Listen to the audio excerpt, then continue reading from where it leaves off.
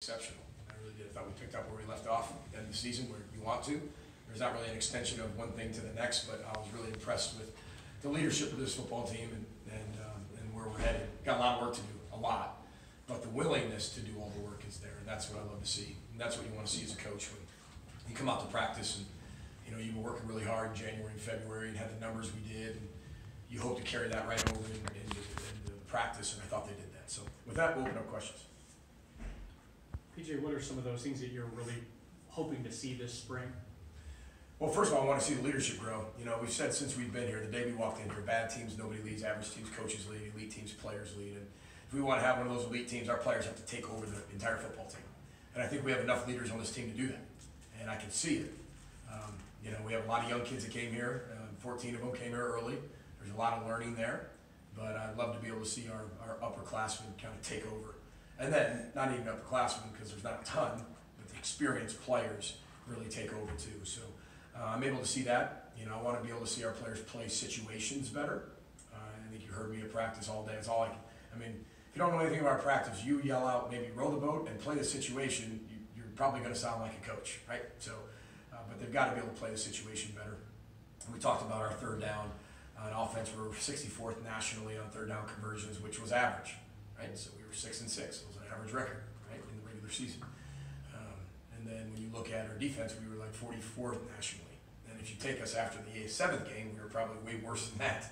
So to come back in the last 5 games, 6 games, and did what they did, that kind of balanced out that number. But it's still in the middle of the pack. We've got to get the third down going, which means we got to be way better on first and second down. Every play is its own entity, and that's where we have to get better, playing that specific play into a situation and not just running plays. And, that's what we have to get better at. How's Rodney's health? Really good. Rodney's doing a great job. Rodney's out there doing a lot of individual. Again, we're not pushing him to be ready by a certain date right now in the spring. So Sip and Arno and our entire medical staff can take their time bringing him back. I think he's doing a great job leading. I call him Coach Smith at times just because he's really leading that group. It's hard when you're out. There's a lot of young kids in front, and you want to be the example, not just through your words, but through your actions. I think he's doing a great job leading this football team. What's it like to have 2 quarterbacks that actually have game experience coming into the spring, and also some freshmen to push and have some depth as well? Yeah, hopefully you got a chance to see today the difference between game experience and no game experience, right? But think about last year, we were in that predicament, and we watched it, and you had nothing else to compare it to. Right now, when you look at Zach and Tanner, and you compare them to the 2 young kids, Jacob and Cole, you can see a major difference right now. But that's because they're young and no experience. Think about, we were there last year at this time, and that was what we were rolling with.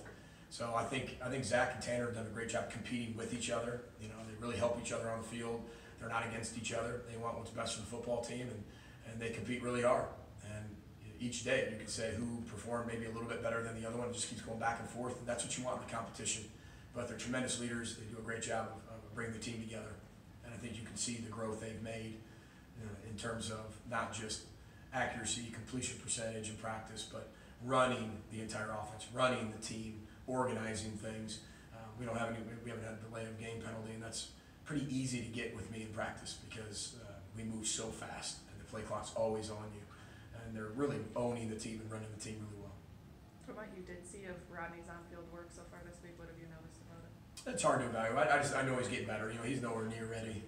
Same with Shannon. They're both not ready at all. But when you start to look at what they're doing on a daily basis, how they're growing, you're satisfied with that. But again, I want them taking their time. There's no rush to be back in spring.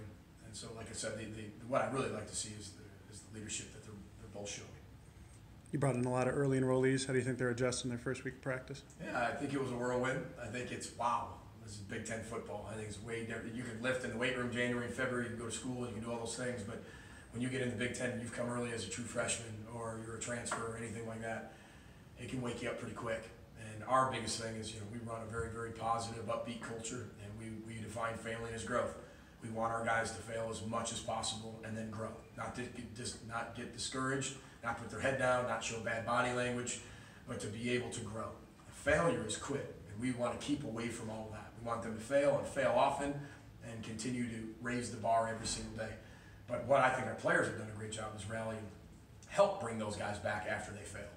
we've got a lot of talented players that came in early that I think are going to help us in a lot of areas.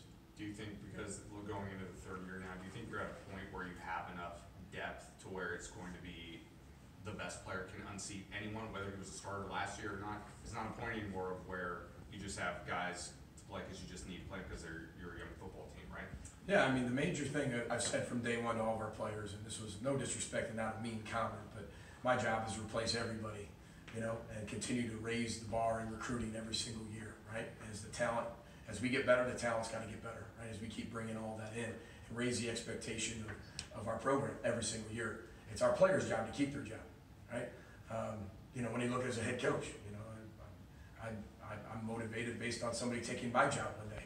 Same thing, right? It's my job to keep my job, and same thing for the players. But I think that competitiveness with each other and understanding that, hey, you got to continue to get better every day and change your best to keep your job. Everybody's not safe. I don't want that type of environment. That doesn't mean we're out to get each other or we're sitting there saying, hey, let's just sabotage this for that. That's not what we're doing. But we're at a point now where you have enough depth where you're not saying you have to play and there's nothing I can do about it. No matter what you do, I have to play you because we have a numbers issue. You know, I'd love to not play you, but then we'd have 4 offensive linemen. You know, so now we're in a position where we can have guys, you know, that, okay, well, your playing time will be compromised. You know, and again, it's not based on fear, but we want it to be based on finding champions, developing champions, and having that championship mindset, looking at it positively instead of negatively. We're getting there. We're closer than we were last year.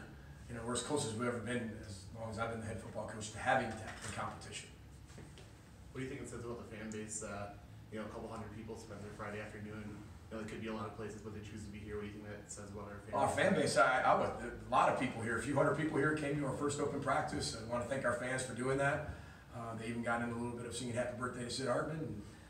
But what we do need is a huge screen so we can watch Patino be playing basketball right now too. So I was asking, maybe we get a screen in here. We should be putting the basketball game on here at 6 o'clock, watching our boys in Chicago. And you know, that would have been a perfect world, you know, to have that going on, to combine our two sports. But it was tremendous. Our fans showed up, and I know it means so much to our players. You know, when our fans are around, it just lifts the competition a little bit more.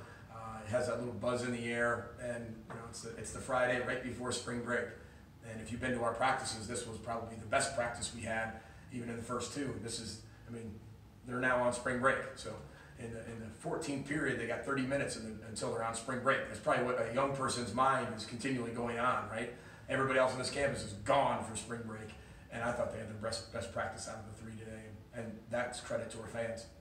And that just shows when our fans show up and we can practice at Bank Stadium sooner or later, then I know our team will continue to rise the level of play every time they come into our stadium. We need them. You mentioned Sid. What was it like to do that for him today?